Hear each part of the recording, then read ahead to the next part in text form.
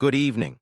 Reports from former U.S. officials indicate that U.S. policy may have fallen short in addressing the humanitarian crisis in Gaza. Despite intense efforts and high-level discussions with Israeli counterparts, senior officials admit that the administration did not do enough to prevent the escalating suffering.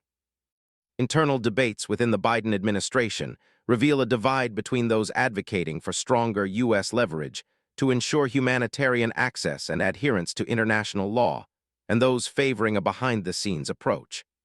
Famine has now been confirmed in Gaza, a grim milestone many former officials question whether they could have averted. Sources describe initial administrative reluctance to prioritize humanitarian issues, with a focus on Israel's military objectives.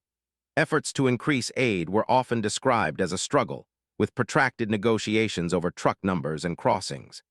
Critics argue that the administration's approach was feckless, failing to hold the Netanyahu government to the same standards applied to other nations.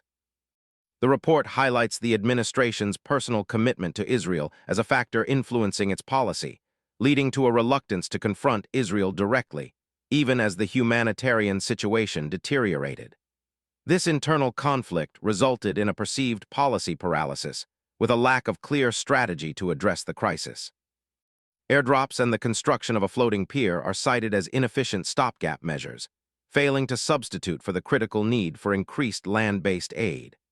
Experts suggest that a failure to draw red lines for civilian protection and a reluctance to leverage U.S. military aid as a tool of pressure ultimately undermined efforts.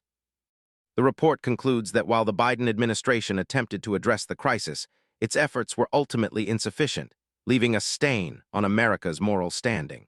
The situation in Gaza has further worsened under the subsequent administration, with a rollback of policies aimed at ensuring humanitarian aid and civilian protection. For now, many former officials are left to ponder what more could have been done.